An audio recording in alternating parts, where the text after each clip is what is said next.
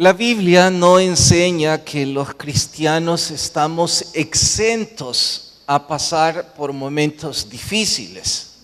Lo que la Biblia enseña es que a pesar de esos momentos, los cristianos tenemos esperanza y que aún en medio de la adversidad encontramos paz. Esto hace una abismal diferencia con los que no tienen esperanza.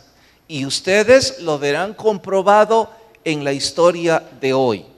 Desde luego, la historia gira alrededor de Jeroboam, que les dije, 2 o 3 estudios ocuparía el escenario principal. Él decidió darle la espalda a Dios, vivir a sus anchas, sentirse el dueño del trono, creer que lo merecía y hacer lo que le venía en gana.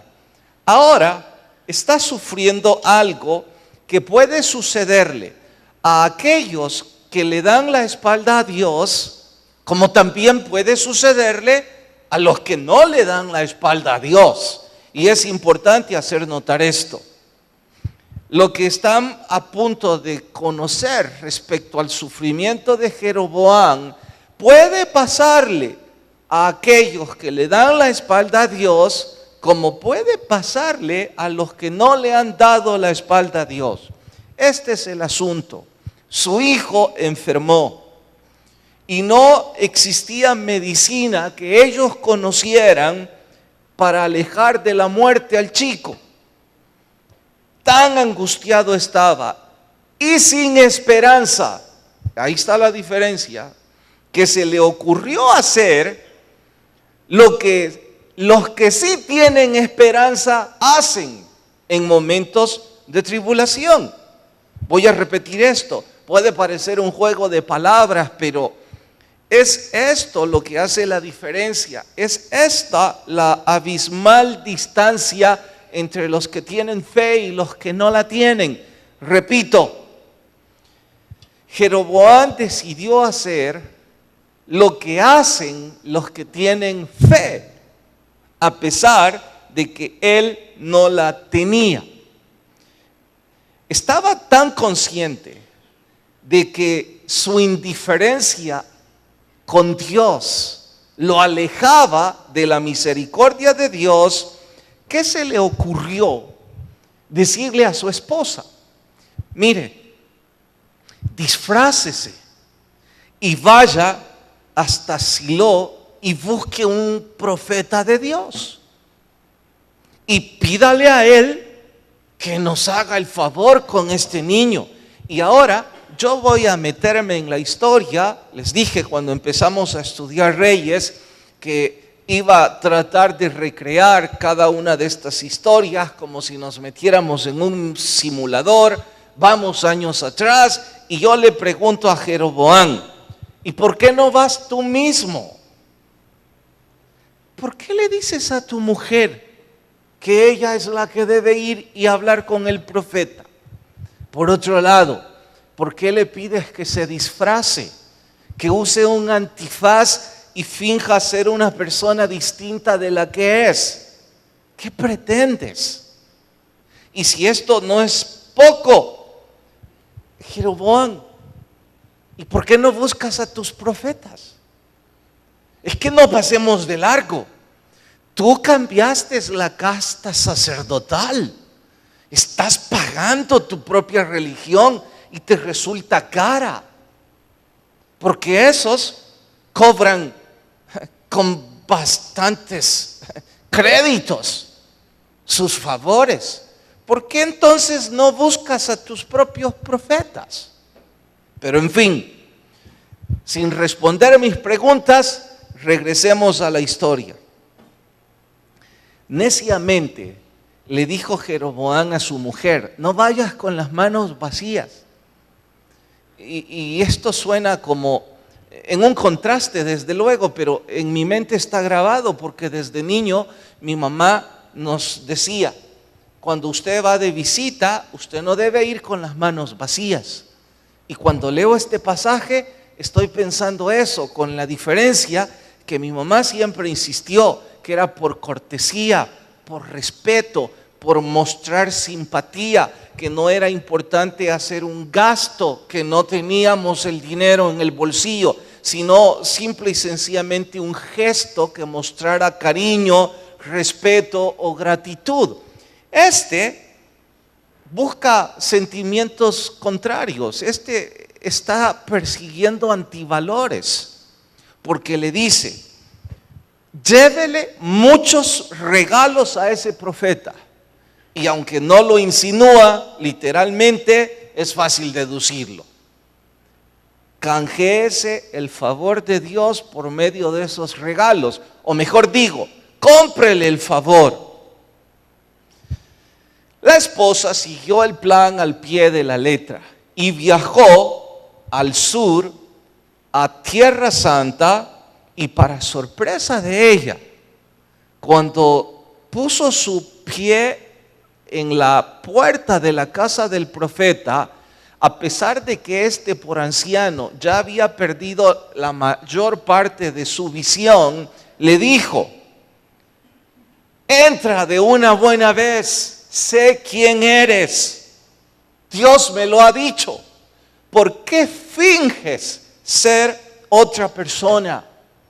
Y en resumidas cuentas, di a tu esposo el siguiente mensaje que Dios envía: te levanté en medio del pueblo, en donde no eras nadie, para convertirte en el príncipe de mi pueblo. Y tú has ocupado el privilegio para abusar del pueblo. Los has conducido hacia el mal. Has corrompido su alma. Y por ello traeré tan grande mal sobre tú y los tuyos que no quedará nadie en pie en tu familia. Y para que me creas, cuando pongas tu pie en la ciudad de tu esposo, el niño morirá. Y tal como el profeta lo dijo, fue el trágico final de ese niño, y yo diría, finalmente, también de Jeroboam. Interesante historia, pero trágica, final triste. Quiera Dios que ni en broma usted y yo nos acerquemos a una historia como esta. Y por ello deberíamos apropiarnos de la historia para no repetir los errores de esta familia. Porque voy a repetir esto. Problemas como una enfermedad terrible en nuestros hijos o en cualesquiera, problemas de bancarrota financiera, problemas de ruptura familiar, problemas legales, les suceden a los que tienen fe y a los que no la tienen. La diferencia es que los que tienen fe tienen esperanza. Pueden apropiarse de los favores de Dios y de sus promesas. Los que le han dado la espalda, a ellos solo les queda historias como esta, con finales trágicos. Por eso es que usted y yo debemos asimilar esto y reflexionar en ello. Nuestro sermón de hoy, fabricantes de religión. Vayan al primer libro de Reyes, capítulo 14, y por favor, cuando encuentran la cita, se ponen de pie para mayor reverencia a la lectura. Fabricantes de religión. Primer libro de Reyes, capítulo 14. ¿Listas sus Biblias? Vamos al verso 1. En aquel tiempo Abías, hijo de Jeroboam, cayó enfermo. Y dijo Jeroboam a su mujer: levántate ahora y disfrázate, para que no te conozcan que eres mi mujer. Ve a Silo, porque allá está el profeta Ahías, el que me dijo que yo había de ser rey sobre este pueblo. Toma en tu mano 10 panes, tortas y una vasija de miel, y ve a él para que declare lo que ha de ser de este niño. Y la mujer de Jeroboam lo hizo así, se levantó, fue a Silo, vino a casa de Ahías y ya no podía ver porque sus ojos se habían oscurecido. Hasta ahí leemos y oramos. Señor, por favor, lleve edificación a nuestras vidas a través del estudio de su palabra. Háblenos, se los rogamos en el nombre de Jesús. Amén. Pueden tomar su asiento. Se me ocurre que este estudio se enriquecerá si ustedes me ayudan a aplicarlo. Así es que yo voy a retomar algunas preguntas que hice en la introducción y cuando ustedes las respondan, el estudio se enriquecerá. En honor a ello, y por favor, no sienta temor de responder, nomás levanta la mano y en forma ordenada intentaremos escuchar algunas de sus respuestas a estas preguntas. Como asumo que ya entendieron la historia, la primera de las preguntas que apreciaría respondan es: ¿por qué enviar a su mujer? ¿Por qué no va él mismo donde el profeta? Ayúdenme. Sí, hermana Cinia.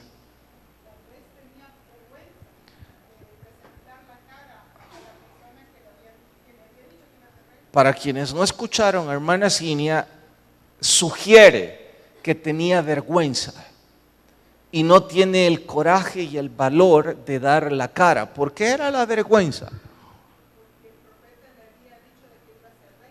¿Y? Tenía vergüenza porque él había abusado del don que Dios le dio.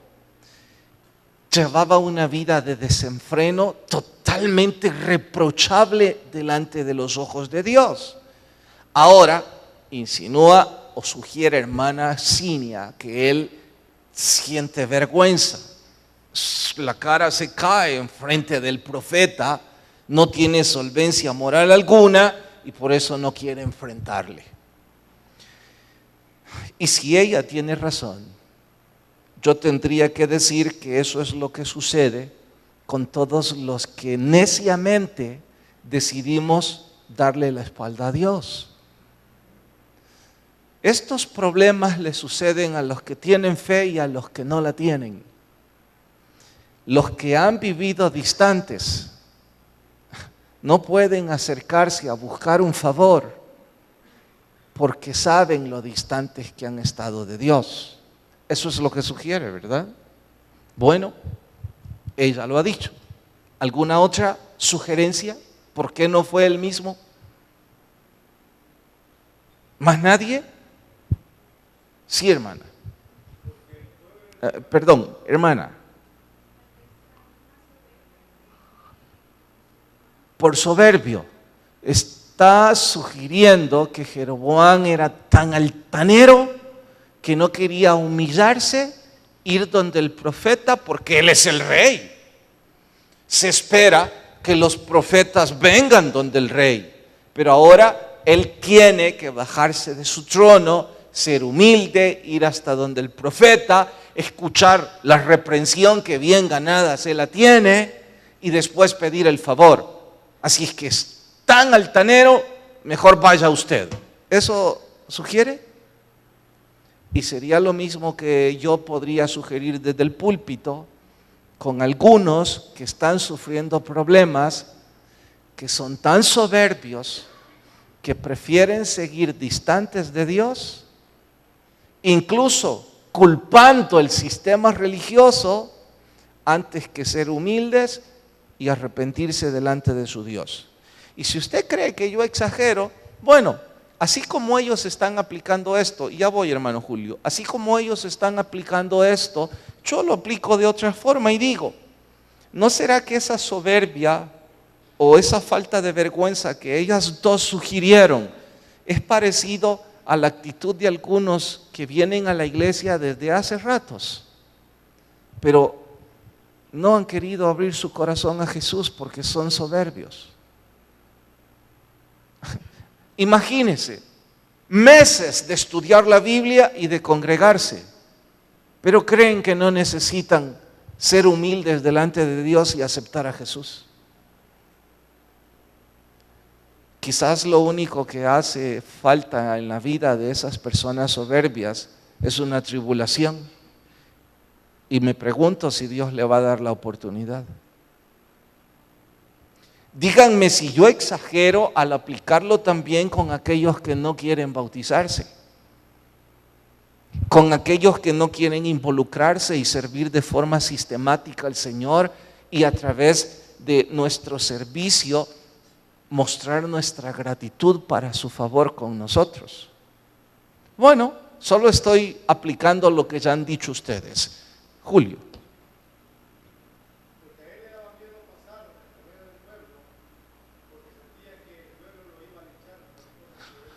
Como es el rey y ha hecho cosas horrendas, tiene temor de cruzar frente al pueblo. Así es que prefiere seguir ocupando su trono. Podría ser, aunque diría, pudo llevar guardias reales que cuidaran de él. Pero en fin, es una posibilidad. ¿Alguien tiene otra más? ¿Sí? Gríteme, porfa.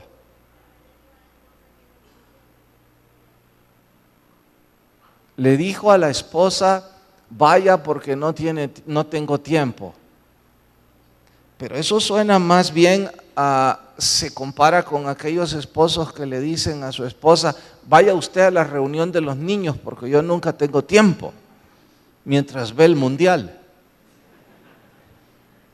Bueno, ¿alguna otra? ¿Sí?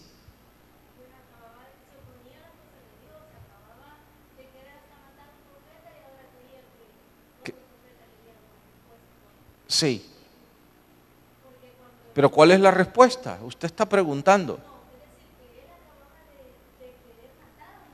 La pregunta es, ¿por qué mandar a la esposa?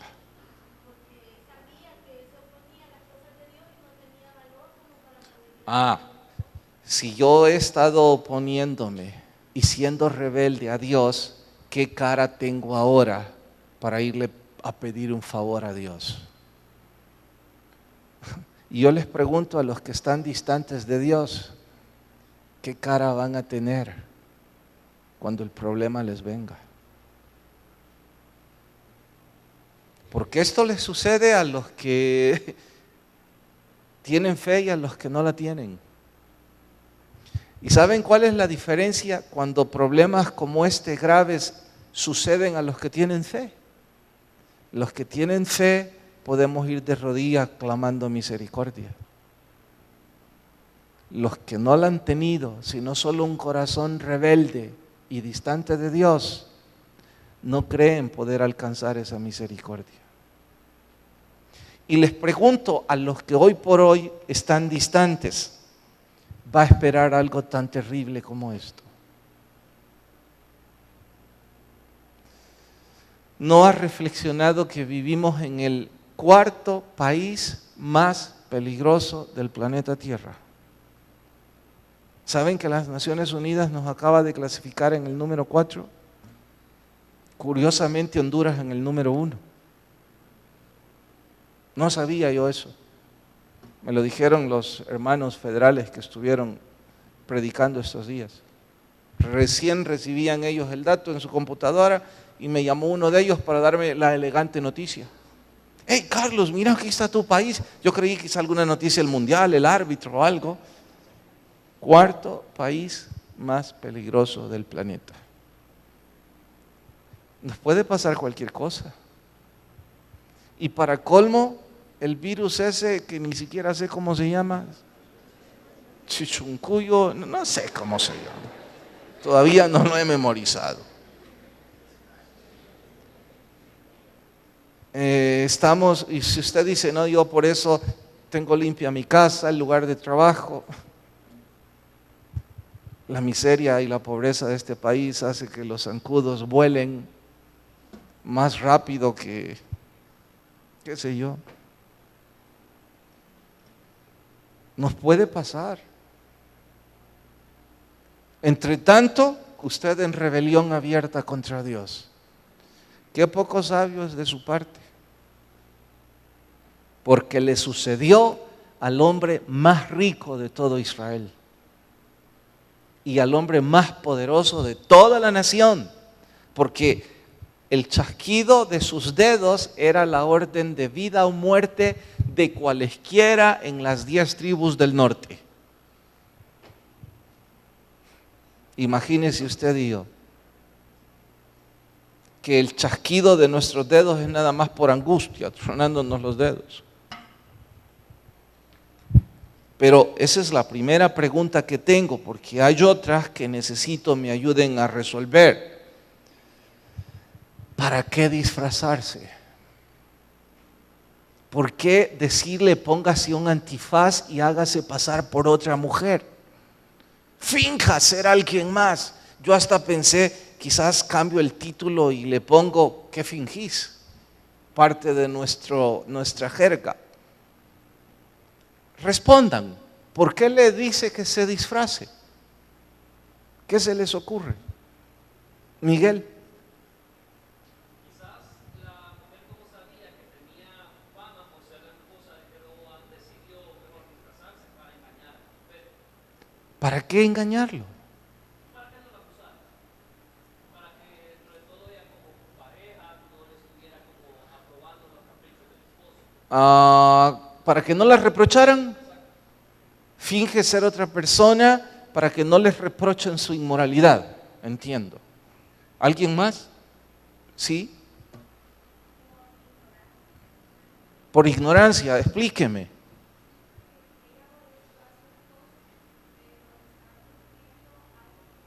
Bueno, no culpemos a la doña.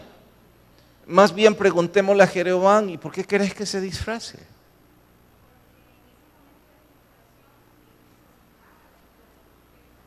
Sí, pero también para engañar al profeta. Bueno, ya llego hasta ahí. ¿Alguien tiene otra idea? Gerson. ¿No? ¿Sí, hermano?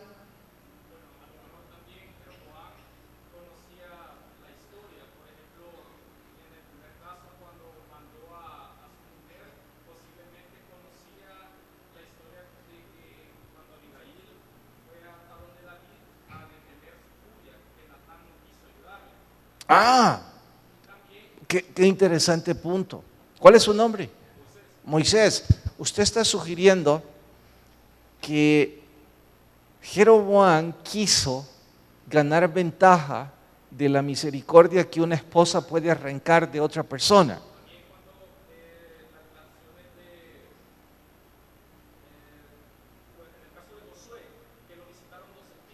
Bueno, asumamos que usted tenga razón y que Jeroboam está sacando ventaja del sexo femenino. ¿No le parece cobarde? Bueno, tenemos ya dos opiniones o tres fuertes. Me dijeron la primera para engañar al profeta, la segunda por cobardía. ¿Alguien tiene una tercera? ¿Más nadie? ¿Nos quedamos con esas dos? Allá atrás, hermano. Doc.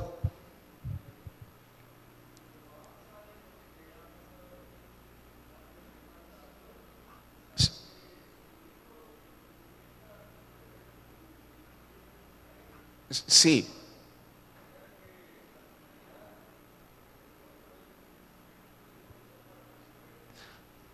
Sí, pero ¿para qué pedir que se disfrace?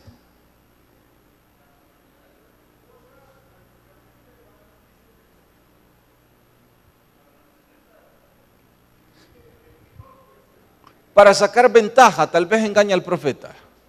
Bueno, tal vez engaña. ¿Ya nadie más? Me quedo con dos. Y finalmente, hermana Evelyn. Es un necio porque quiere engañar a Dios. Mire, ¿de quién necesitaba el favor? ¿Del profeta o de Dios? ¿Se le puede engañar a Dios?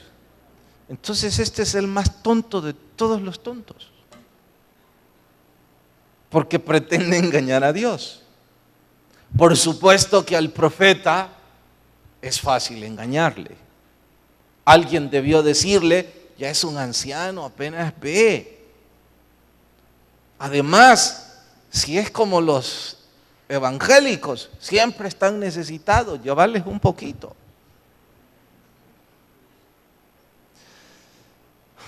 Y se entiende la necedad de este Jeroboam queriendo engañar al profeta, pero no se entiende la necedad de querer engañar a Dios. Y de igual forma voy a decir esto. Se entiende que algunos querramos engañar a la comunidad religiosa y que adoptemos postura de piadosos, de muy cristianos, de venir con Biblia a la iglesia, de hacerles creer a las personas que tenemos un hogar estable, de que nos crean para ir cubriendo apariencias y todo dentro de una pantomima. Digo que se entiende porque la comunidad religiosa es fácil engañarla, porque la comunidad religiosa vive de apariencias. Pero ¿cómo se nos ocurre que vamos a engañar a Dios? Es tan absurdo. Y mire, escucho a algunas personas, por supuesto no de esta iglesia, sino de la luna. Mi esposa. Y lo dicen con cierto orgullo religioso para tratar de hacer creer a los que están escuchando que tiene una hermosa relación familiar. Por favor, usted tiene meses de no dormir con su mujer. Ni siquiera está en el mismo cuarto. Usted está guardando la apariencia para que le crean que usted es un buen siervo o una buena religiosa. Llega al colmo que en las reuniones religiosas, en el culto, se toman de la mano, pero solo en el culto. Y yo hasta me pregunto cómo es que no se les quema la mano a ambos.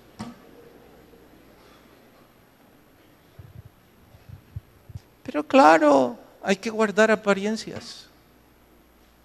Lo mismo padres e hijos. Es un infierno la relación entre ambos. Pero hay que hacerle creer cosas a la gente. Hay que hacerles creer que tenemos cuando usamos ropa que no podemos pagar.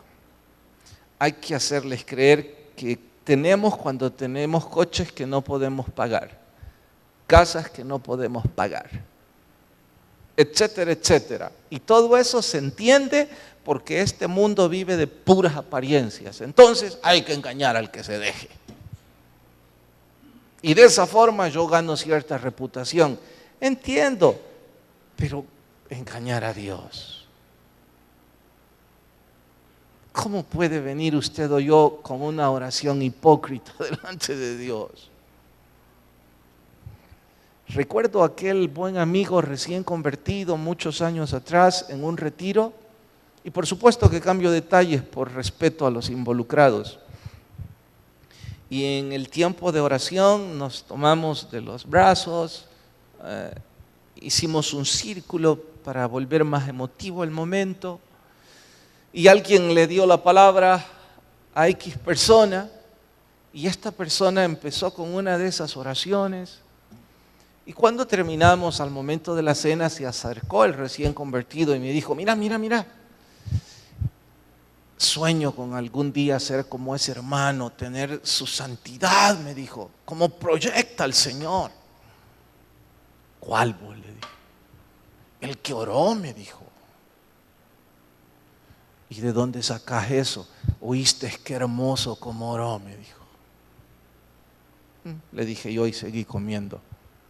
Decime, ¿de qué se trata? Es que mira, la Biblia me dice que es pecado hablar mal de los otros, así que mejor no me pidas nada. Pero claro, de quien él hablaba en la oración, usted lo hubiera oído. ¡Ja! Padre nuestro, Dios creador de los cielos.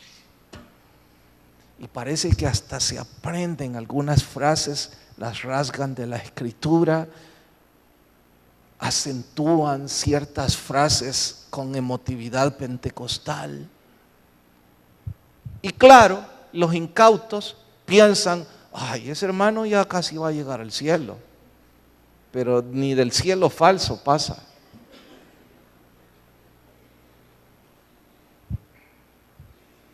Y no estoy hablando en mal de los que oran así, ni en broma. Estoy diciendo que nosotros vivimos, los humanos, creyendo las apariencias. Y si alguien quiere seguir en ese mundo de falsedad, viva como quiera. Pero le pregunto, ¿y cómo va a engañar a Dios? ¿Cómo le puede presentar a Dios algo que no es? Eso es lo que debemos llevar a Dios, lo que realmente somos. Sus oraciones no van a pasar del cielo si usted no arregla el asunto con sus papás, si sigue tomando ese dinero que no es suyo,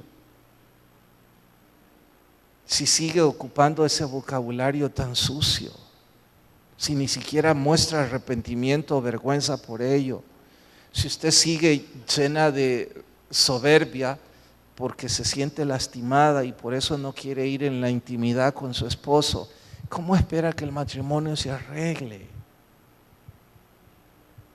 ¿Y cómo espera que nuestras oraciones lleguen al cielo?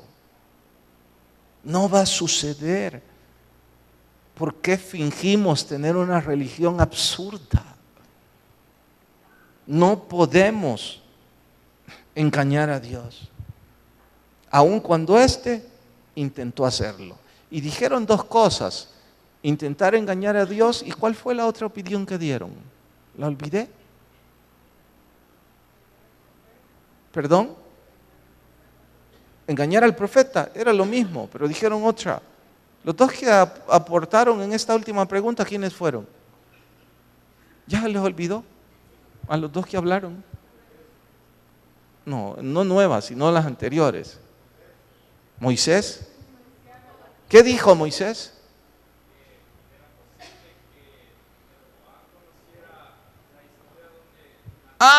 Tratar de aprovecharse de que la mujer consiga misericordia de Dios. Yo pregunto esto: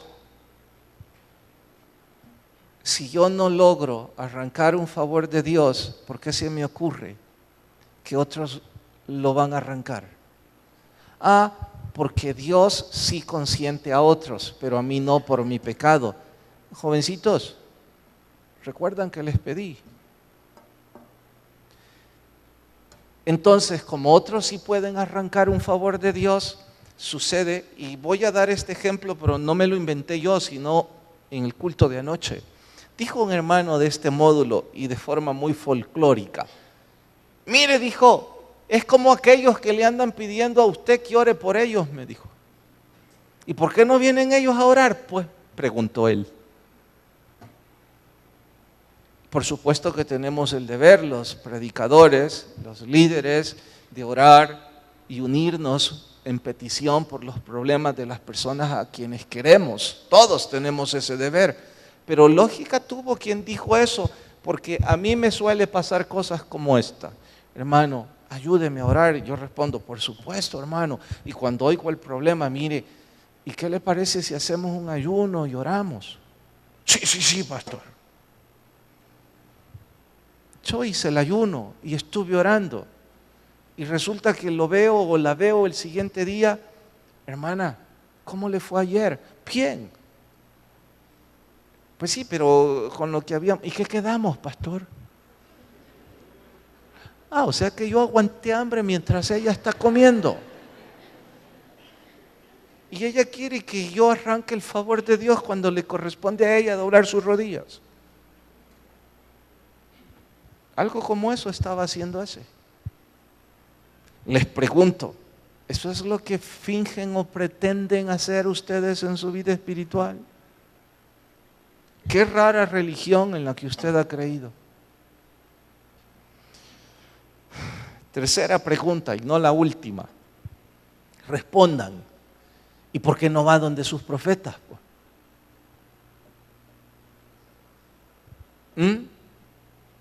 ¿Recuerdan? Les expliqué que él tenía su propia casta sacerdotal, los contrató, les pagaba bien caro. ¿Por qué no va donde ellos? Roberto.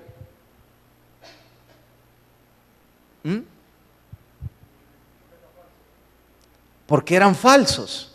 ¿Y entonces para qué les paga? Ay, sí, no sé. Ese Roberto, de veras, ¿y para qué les pago? O sea que él sabía que eran unos charlatanes. O sea que este estaba tan mal que paga charlatanes. Usted está diciendo que hay gente que está tan mal de la cabeza que sigue charlatanerías. Por montones, ¿verdad? Curioso, ¿no? Déjenme citar un ejemplo. Por cosas, no hay nada de casualidad en los cristianos, pero yo estaba ahí, creo que por casualidad, pero seguro algún día sabré el propósito de Dios. Estaban por cerrar un negocio significativo, un amigo, su esposa y alguien más, e insisto que cambio detalles por respeto.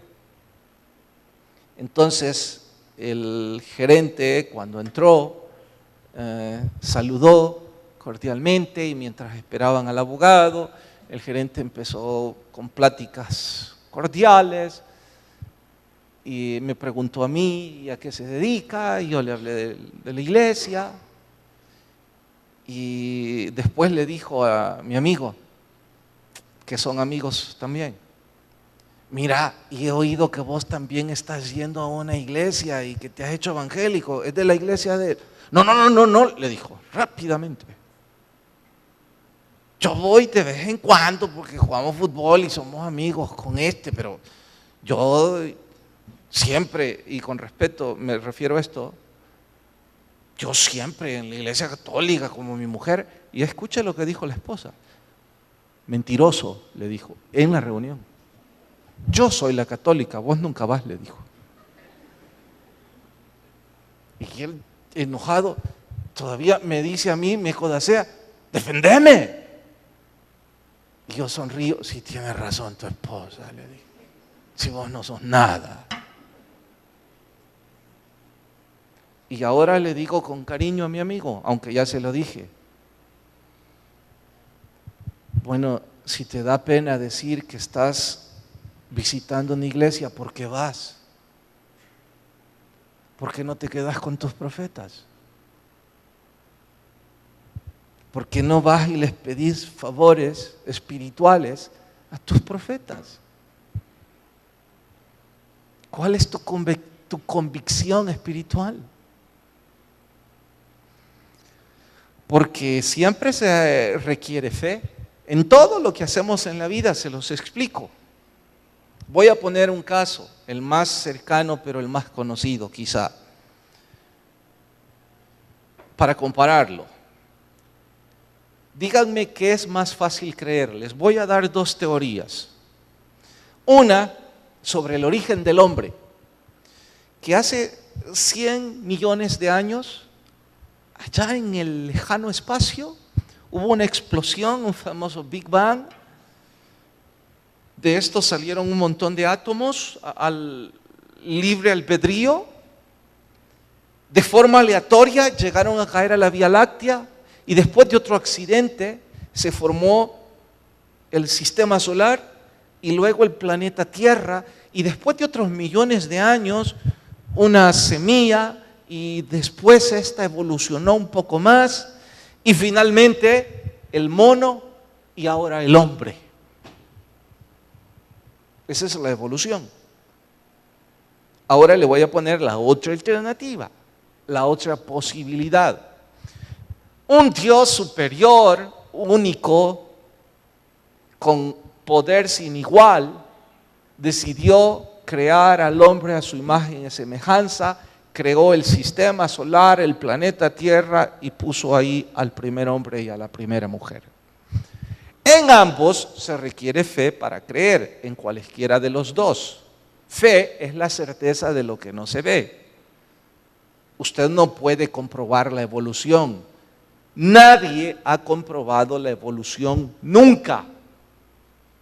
Y nadie puede comprobar la creación nunca. Entonces se requiere fe porque no se sigue el método científico en ninguna.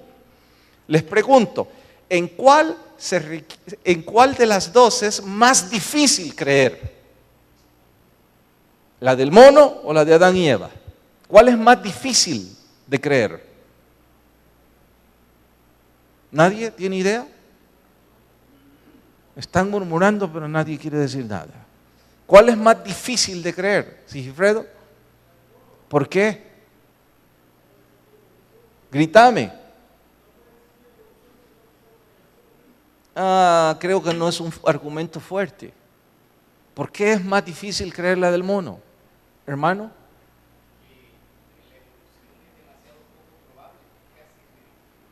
Es que suena ridículo, dice. Imagínese, yo no me parezco al mono en nada. Allá usted si quiere algún parentesco y dice, quizás yo tengo algún rasgo, ese es su asunto. Pero, y hay que tener una creatividad para decir que 1.000 millones de años y accidentes y explosiones y de forma aleatoria y evolucionamos desde creo que una iguana hasta llegar al... Por favor, es más fácil creer la Cenicienta que todo eso. Pero hay cientos que tienen fe en la evolución, la creen con convicción y pelean por ella. Pero hay algunos de los que asisten a la iglesia, como mi amigo, que cuando alguien les pregunta, dicen que no. No tienen convicción, ni fe, ni agallas para decir, sí, yo amo al Señor, estoy estudiando la Biblia y creo. Bueno, entonces, ¿por qué no busca a sus profetas, pues? Dijo uno de ustedes, charlatanes. O sea que la gente paga a charlatanes. Sí. A la gente le gusta pagarle a otros para que otros le aplaudan sus pecados. Hay tantas iglesias de cualesquiera denominaciones y religiones que la gente va sabiendo que es una falsedad. Pero si esa religión le dice, usted puede tener las mujeres que quiera, los hombres que quiera, vivir en total inmoralidad, ser rebelde a sus padres, aplazar todos los estudios y salvo siempre salvo. La gente dice, aquí sí está la unción. Pero si usted llega a una reunión en donde el predicador tiene que tomar la Biblia y le dice, a Dios no le puede engañar y Dios no necesita lo que usted está diciendo. Y como prueba de ello, el último punto o la última pregunta, ¿para qué llevarle regalos? A ver, ¿para qué llevarle regalos al profeta? Busca favores, querer congraciarse con el profeta. Es que como los predicadores es fácil comprarlos, ¿verdad? Yo quiero quedar bien con el pastor, soy talla 16,5 en camisa, 36 en pantalón, y le puedo decir los gustos también. Entonces, si usted quiere congraciarse conmigo, no, pero me pondría un poco más caro. Entonces, usted trae eso y ya se canjeó la gracia del predicador. ¿Y de qué le sirve? Si lo que necesita es canjearse la gracia de nuestro Dios.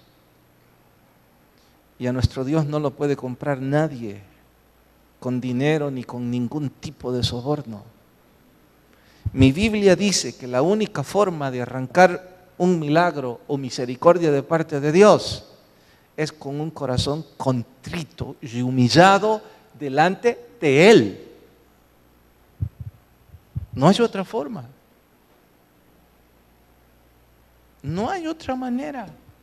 Entonces, usted quiere ofrecer cosas, ofrézcalas. Y los religiosos, dependiendo de sus valores morales, le aplaudirán.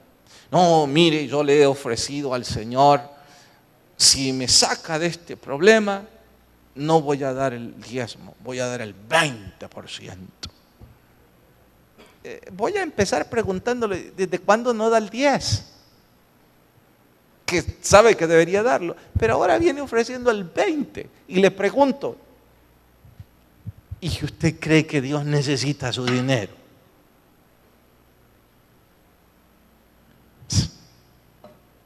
Para el colmo, cuando le pagan o hace un gran negocio, si usted solito se hace trampa.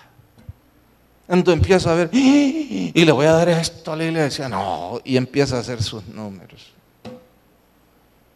Ahora está en el gran conflicto.